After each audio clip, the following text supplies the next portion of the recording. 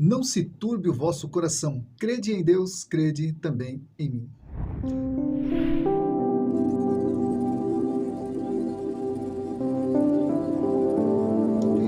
Bom, me veio à mente esse texto, um dos textos que eu mais aprecio na Bíblia, porque ele fala de algo que um dia vai se concretizar, e como eu creio muito na Bíblia, então isso aí para mim é muito inspirador e me faz acreditar mais e mais e entender que é uma caminhada árdua, porém que vale a pena.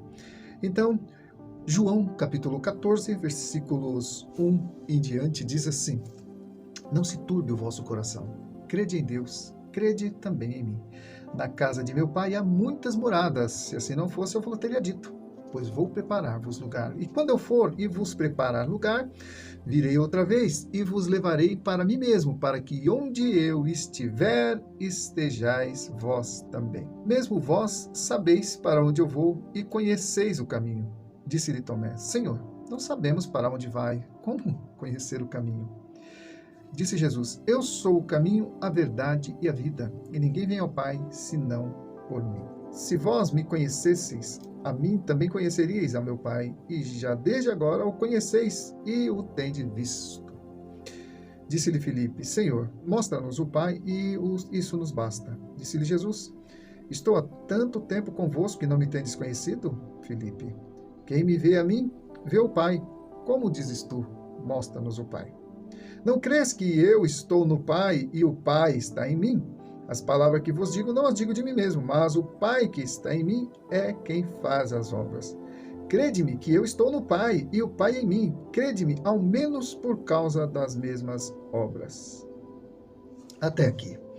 Porque o que eu quero enfatizar nessa reflexão é uma promessa que ela tem sido pouco pregada nas igrejas de modo geral. Parece que a gente não está mais esperando a volta de Jesus. Nós estamos fazendo do cristianismo uma razão para prosperarmos nesta vida, uma razão para vivermos essa vida de modo contente, satisfatório, e a gente se esquece que essa existência tem um limite. E Jesus, como diz o apóstolo Paulo, né? O apóstolo Paulo foi muito preciso quando ele diz no livro de 1 Coríntios, acho que está no capítulo 15, 1 Coríntios, capítulo 15, se eu não me engano, que diz assim: se a nossa fé em Jesus se limita apenas a esta vida, apenas a essa existência, nós somos os mais infelizes dos homens. E os que morreram em Cristo pereceram, diz o apóstolo Paulo. Por que o apóstolo Paulo disse isso? Porque todo o evangelho, toda a pregação do apóstolo Paulo, baseado nos ensinos de Jesus e nos profetas, faziam menção, amados, de uma salvação que transcende os portais desta existência. E o apóstolo Paulo, então, ele diz: olha, se a sua fé é só para o agora, para o momento, se a sua fé diz respeito somente a aquisições para essa vida, como a gente tem visto muitos pregadores falarem, então nós somos os mais infelizes dos homens, porque ser cristão, amados, no contexto que nós estamos vivendo, ou em toda a história da igreja, é uma luta constante, é uma luta diária. E o que nos faz perseverar é justamente essa promessa que Jesus Cristo diz, né? Não se turbe o vosso coração. Ele diz assim: não fiquem perturbados, não fiquem conturbados, não fiquem ansiosos. Creiam em Deus e creiam também em mim. E ele continua: na casa de meu pai. Onde é a casa do pai? Não é aqui na terra, não, com certeza. Não é o tabernáculo, que era apenas uma representação, que hoje já nem existe, né? Não, na casa do meu pai que ele se refere é no paraíso que ele preparou para nós, está lá descrito no final do livro do Apocalipse. Né? Quem já leu deve estar a par disso. Então Jesus, ele fala: na casa de meu pai há muitas moradas, e eu vou preparar lugar para vocês, e quando eu for e preparar lugar para vocês, eu voltarei e vos receberei para mim mesmo, para que onde eu estiver, vocês também estejam comigo. Olha que promessa maravilhosa. Então, amado, eu não sei qual o dilema que você está vivendo na sua vida, eu não sei qual é a prova que você está passando, mas eu sei de uma coisa: seja qual for a sua situação nesse momento, saiba que um dia você estará com Ele. Eu não sei, as pessoas morrem com 1 ano de idade, as pessoas morrem com 2 anos de idade, morrem com 10 anos de idade, morrem com 50 anos de idade, eu já estou com mais de 60, ainda estou vivo, né? Mas eu não sei até onde eu vou chegar. Minha mãe mesmo tem 90 anos, né? Graças a Deus está firme no Senhor. E não sabemos o dia da nossa ida, mas sabemos, amados, que Ainda bem que a gente não sabe, né? Mas a gente sabe que um dia nós partiremos e não importa a idade, né? As pessoas não esperam chegar à velhice para morrer, né? A gente vê todos os dias pessoas morrendo das mais variadas idades, tá? E então, a morte para nós, a morte para o cristão, eu costumo dizer que é apenas uma mudança de endereço ou uma promoção, né? Fomos promovidos para um andar de cima. E nós temos que ver o cristianismo ou resgatar essas virtudes do verdadeiro cristianismo, que não nos prende a esse sistema de coisas e nos faz reféns de ideologias gospel, vamos usar esse termo, né? Que nos faz olhar somente para o nosso umbigo e nos faz olhar somente ao nosso redor. Mas as escrituras, elas nos fazem enxergar além do que os nossos olhos podem contemplar. Ela nos faz enxergar além do túmulo. Ela nos faz enxergar além do cemitério. Ela nos faz enxergar, amados, além dessa existência. Porque se Jesus Cristo morreu somente para nos assegurar uma boa qualidade de vida aqui na terra, então ele morreu por muito pouco. Mas não.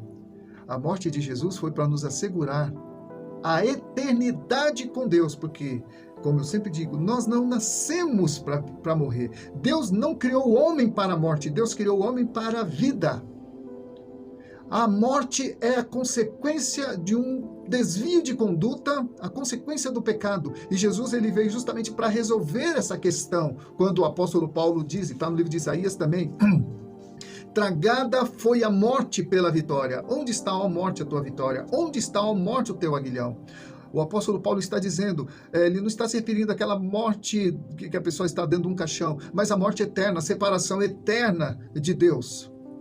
Essa morte foi vencida, porque até o apóstolo Paulo morreu depois, né? Mas hoje sabemos que ele está com Deus, assim como eu e você estaremos um dia. Então nós temos uma passagem aqui por essa vida. Enquanto nós estamos aqui, nós vamos cumprir um propósito de Deus para nós aqui nessa esfera terrestre. E com certeza o propósito de Deus, amado, para mim talvez você discorde, talvez ou não, talvez não. Mas o propósito de Deus não morreu para te dar uma carreira, Deus não morreu para te fazer uma pessoa rica, Deus não morreu para te fazer uma pessoa que consegue tudo na vida. Não, Jesus não morreu por isso não. Jesus morreu pelos seus pecados. Jesus morreu pelos meus pecados. Porque o problema da humanidade, amados, fome, desigualdade social, egoísmo, violência, pobreza, miséria, o problema da humanidade é um só, do qual decorre tudo isso que eu falei. Chama-se pecado. Então foi por isso que Jesus morreu. Ele morreu pelos nossos pecados. E olha, amado, e o que já é muita coisa, porque são os nossos pecados que nos separam da nossa fonte de vida.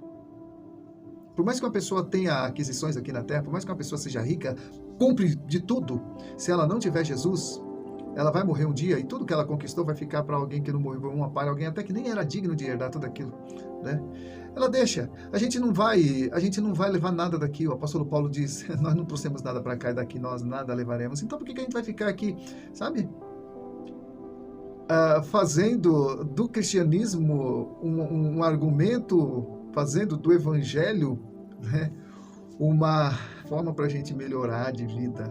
É claro que a vida melhora no sentido de que você passa a ter mais paz, que você passa a ser mais útil na sociedade, que você passa a ter uma nova conduta, a sua família passa a ser melhor ajustada, você é liberto de vício, você é liberto de coisas erradas que você fazia, você já não está mais preso às condições de pecado, né, rotineiramente. Então, a sua qualidade de vida melhora. Mas, amados, existe um céu, existe um lugar onde nós estaremos um dia, e existe um inferno também, onde estarão todos aqueles que desdenharam a cruz do Senhor Jesus, que não creram na palavra, todos aqueles que zombaram. E para esses, então, o livro de Hebreus diz, eis aqui o tempo sobre modo oportuno, eis o dia da salvação. Hoje, se ouvires a sua voz, não endureçais o vosso coração.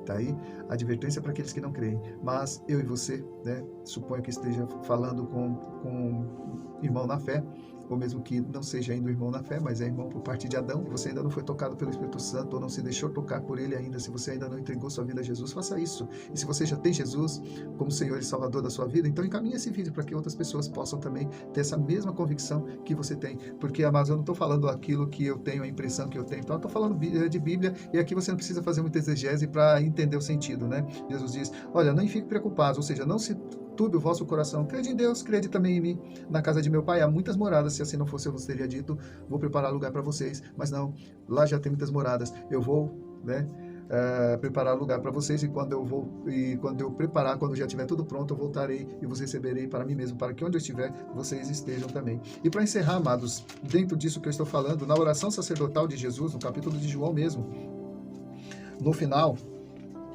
Jesus ele vai dizer assim, no capítulo 17, né, João capítulo 17, ele diz assim, a partir do versículo 24, Pai, aqueles que me destes, quero que, onde eu estiver, também eles estejam comigo, para que vejam a minha glória, glória que me deste, porque tu me tens amado antes da criação do mundo. Pai justo, o mundo não te conheceu, mas eu te conheci. E estes, ele se refere aos discípulos, né, e todos aqueles que vierem crer, mas estes conheceram que tu me enviastes a mim. E eu lhes fiz conhecer o teu nome, e lhes farei conhecer mais ainda, para que o amor com que me tens amado esteja neles e eu neles esteja. Mas o que eu quero enfatizar nesse texto aqui é que Jesus diz assim, Pai, a minha vontade é que onde eu estiver, para onde eu for, estejam também comigo aqueles que tu me deste. Eu tenho certeza que eu estou dentre esses. E você? Você tem essa certeza?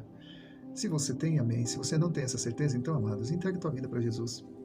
Jesus morreu pelos nossos pecados. Isso não é, sabe, religião. Isso não é uma fantasia, uma história inventada. Isso é realidade, né? A história secular comprova que um dia houve um homem que passou por tudo isso, né? A história não pode, a história secular mesmo, né? Não pode negar que existe um homem dessa natureza. Talvez negue a ressurreição, talvez negue outras questões, né? Claro. O espírito de engano, ele é especialista em promover enganos, né? Mas a verdade, amados, é que um dia Jesus, o Pai da eternidade, olha só, o Pai da eternidade, ele que é Senhor do tempo, todo o tempo está contido nele. Ele veio num determinado momento da história da humanidade, no tempo oportuno, nasceu, cresceu, se desenvolveu, sofreu e morreu pelos nossos pecados.